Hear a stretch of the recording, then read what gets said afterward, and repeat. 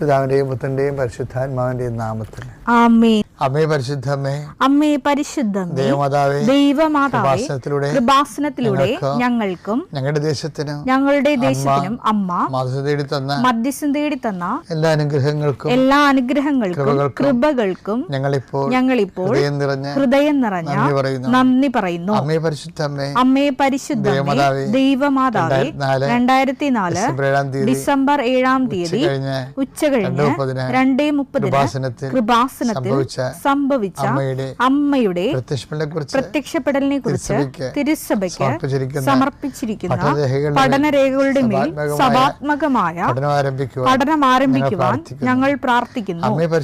അമ്മേ പരിശുദ്ധമേ, ഭൂസ്വർലോകങ്ങളുടെ രാജ്ഞിയായ അങ്ങേയ്ക്ക് ഭൗമ സംരക്ഷണത്തിനായി പ്രപഞ്ചപ്രകൃതിയെ തന്നെ തിരുസഭ പ്രതിഷ്ഠിക്കുവാൻ ഈ പ്രത്യക്ഷീകരണ വഴി ഇടയാക്കണമേ.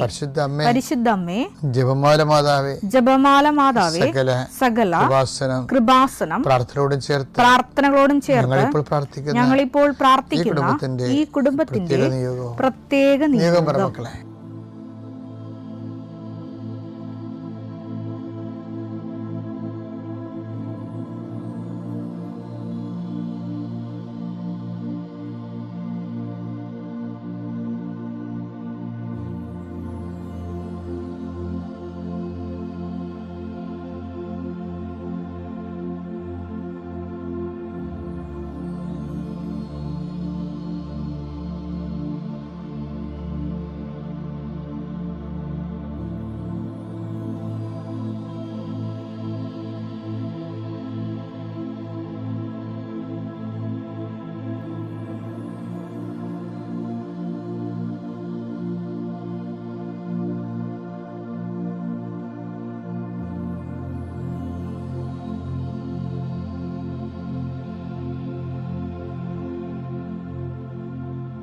അമ്മയുടെ പ്രത്യക്ഷീകരണത്തിന്റെ ഈ അനുഗ്രഹവേളയിൽ ഞങ്ങൾക്ക് സാധിച്ചു തരുവാൻ കനിയണമേ. വിശ്വാസ പ്രമാണം. സർവശക്തനായ പിതാവും ആകാശത്തിന്റെയും ഭൂമിയുടെയും സൃഷ്ടാവുമായ ദൈവത്തിൽ ഞാൻ വിശ്വസിക്കുന്നു. അവിടുത്തെ ഏകപുത്രനും ഞങ്ങളുടെ കർത്താവുമായ ഈശോമിശിഹായിലും ഞാൻ വിശ്വസിക്കുന്നു.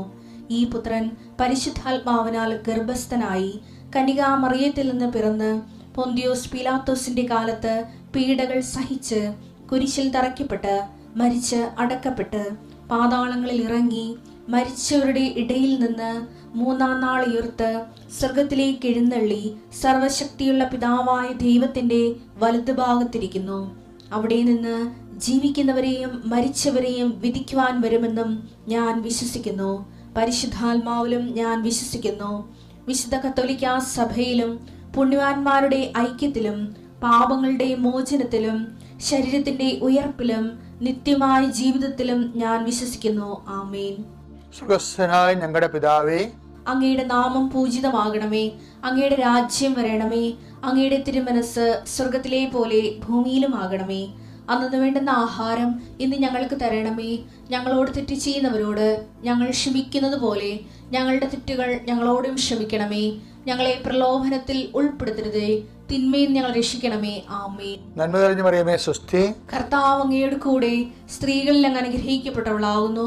അങ്ങയുടെ ഉദരത്തിൻ ഫലമായി ഈശോ അനുഗ്രഹിക്കപ്പെട്ടവനാകുന്നു. പരിശുദ്ധ മറിയമേ, തമ്പുരാന്റെ അമ്മേ, പാപികളായ ഞങ്ങൾക്ക് വേണ്ടി ഇപ്പോഴും ഞങ്ങളുടെ മരണസമയത്തും തമ്പുരാനോട് അപേക്ഷിക്കണമേ. ആമേൻ. കർത്താവിന്റെ ഉന്നതമായ നാമത്തിന് സ്തോത്രം ചെയ്യുന്നു. കർത്താവിന്റെ വിശുദ്ധ പൗരോഹിത്യത്തെ മഹത്വപ്പെടുത്തണമേ.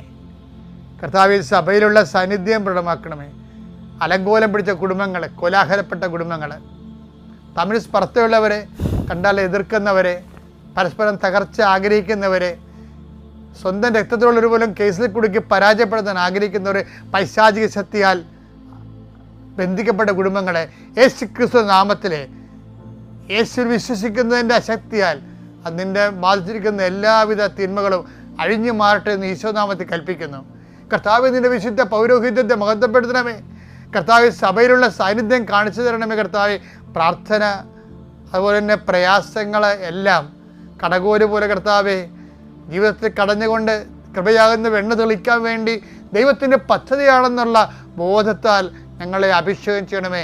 എൻ്റെ കർത്താവിനുതമായ നാമത്തിൽ ജോലി ചെയ്യുന്നവരെ ആശീർവദിക്കുന്നു, ജോലി തേടുന്നവരെ ആശീർവദിക്കുന്നു, ജോലി നഷ്ടപ്പെടാൻ പോകുന്നതിൻ്റെ പേര് സങ്കടപ്പെടുന്നവരെ ആശീർവദിക്കുന്നു, വിദേശങ്ങളിൽ ജോലി നഷ്ടപ്പെട്ട് തിരിച്ചു പോരാൻ വേണ്ടി ഗതികേട്ട് വരുന്നവരെ അത് അവിടെ തന്നെ നിലനിർത്തുന്നതിന് വേണ്ടിയുള്ള ദൈവിക തീരുമാനം ഉണ്ടാകാൻ വേണ്ടി പ്രാർത്ഥിക്കുന്ന കർത്താവെ, നാട്ടിലെ കടങ്ങളാലും ജോലിയില്ലാതെയും വിഷമിച്ചും ജോലിയില്ലാതെയും വിഷമിച്ചുമൊക്കെ അലയുകയും പ്രയാസപ്പെടുകയും മാസങ്ങളും ആയിട്ട് ആശുപത്രിയിൽ തന്നെ കഴിയുന്നവരുണ്ട് ഈശോയെ. രഹസ്യം പുറത്തു വരാൻ പറ്റുന്നില്ലെങ്കിലും തങ്ങൾ നോക്കുന്ന രോഗി എങ്ങനെ മരിച്ചു കിട്ടിയാൽ കൊള്ളാമെന്ന് ആഗ്രഹിക്കുന്ന മാനുഷികമായ ബലഹീനതായ മക്കളുണ്ട് കർത്താവെ. അവരെല്ലാവരും സമർപ്പിച്ച് പ്രാർത്ഥിക്കുന്ന കർത്താവെ, അങ്ങനെയുള്ള രോഗികളെ അവർ തന്നെ സ്വയം പ്രാകുന്നു കർത്താവെ. അങ്ങോട്ട് വിളിച്ചാൽ മതിയായിരുന്നല്ലോ എന്നൊക്കെ ഓർത്തിട്ട് സ്വയം പഴിക്കുന്നവരുണ്ട് ഈശോയെ. അവരെല്ലാം ശക്തിപ്പെടുത്താൻ കുരിശിൻ്റെ ചുവട്ടിലിരുന്ന മറിയം, കന്യാസി മറിയം അമ്മയുടെ ശക്തിയാൽ നിങ്ങളെ ശക്തീകൃതനാകാൻ വേണ്ടി ഈശോ നാമത്തെ ആശീർവദിച്ച് പ്രാർത്ഥിക്കുന്നു. എൻ്റെ കർത്താവിൻ്റെ ഉന്നതമായ നാമത്തിൽ ജോലി നഷ്ടപ്പെട്ടവരെ, വീട് നഷ്ടപ്പെട്ടവരെ, സമാധാനം നഷ്ടപ്പെട്ടവരെ, സാമ്പത്തിക തകർച്ച വന്നുപോയവരെ, എല്ലാ തരത്തിലും കുടുങ്ങിയിരിക്കുന്നവരെ എല്ലാം യേശുനാമത്തിൽ അഴിച്ചുവിടപ്പെടുകയും നിങ്ങൾ സന്ധിക്കപ്പെടുകയും ചെയ്യട്ടെ. പിതാവും പുത്രനും പരിശുദ്ധ സർവ്വീശ്വരൻ നീക്കുവാമേ. അപ്പോൾ ഇന്നലെ നമ്മൾ ചൊവ്വാഴ്ച ജൂലൈ 22-ാം തീയതി ചൊവ്വാഴ്ച കണ്ടത് എന്താണ് സംഭവം?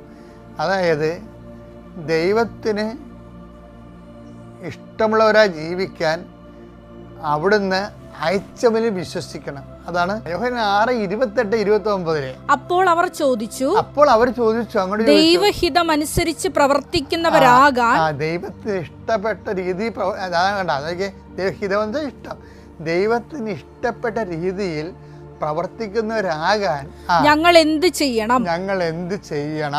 യേശു മറുപടി പറഞ്ഞു. യേശുവിന് റെഡിമെയ്ഡ് ആൻസർ ഉണ്ട്. യേശു മറുപടി പറഞ്ഞു, ഇതാണ് ദൈവഹിതം അനുസരിച്ചുള്ള പ്രവൃത്തി. അവിടുന്ന് അയച്ചവനിൽ വിശ്വസിക്കുക. അവിടുന്ന് അയച്ചവനിൽ വിശ്വസിക്കുക. അപ്പൊ ആരാണ് വിശ്വസിക്കേണ്ടത്? ദൈവം അയച്ചവനിലുള്ള വിശ്വാസമാണ് ദൈവത്തിന് ഇഷ്ടമുള്ള പ്രവൃത്തി എന്ന് പറയുന്നത്. അയച്ചവൻ ക്രിസ്തുവാണ്. ക്രിസ്തുവിലുള്ള വിശ്വാസം നമുക്കൊരു ആശയപരമായ വിശ്വാസം ഉണ്ടാകാം, പക്ഷേ ദൈവത്തിന് സ്വീകാര്യമാകുന്നത് എപ്പോഴും കംപ്ലീറ്റ്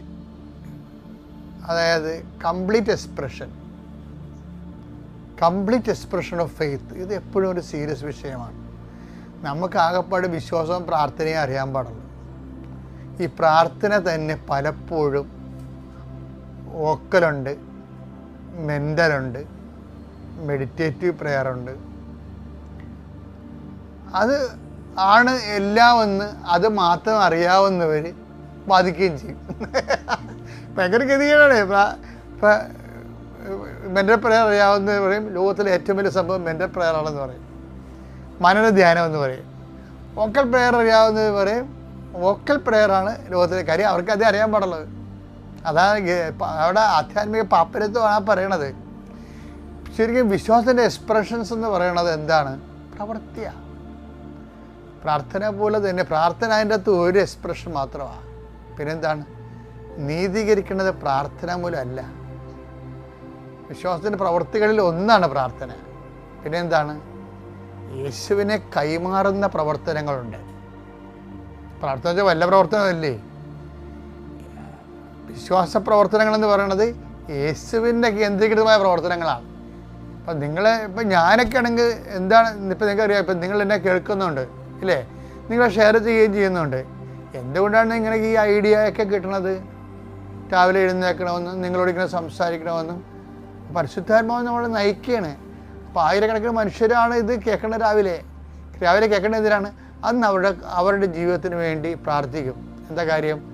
നമുക്ക് ജനങ്ങൾക്ക് വേണ്ടി പ്രാർത്ഥിക്കണത് എന്തുകൊണ്ടാണ് പ്രാർത്ഥിക്കുന്നത്? വാഗ്ദാനങ്ങളുണ്ട്.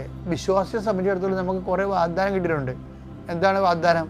നീ എവിടെ പോയാലും നിൻ്റെ കൂടെ ഞാനുണ്ടാകും. അപ്പോൾ എൻ്റെ ജോലി എന്താണ്? അങ്ങനെ പറഞ്ഞ വാഗ്ദാനങ്ങളെ നിങ്ങളെ അനുസ്മരിപ്പിക്കുമ്പോൾ നിങ്ങൾ ആ ബോധത്തിലൂടെ ആയിരിക്കും നിങ്ങൾ ഓരോ ദിവസവും ജീവിച്ച് തീർക്കണത്. ആ വിശ്വാസം ആ ജീവിതം എന്ന് പറയുന്നത് വിശ്വാസ ജീവിതമാണ്.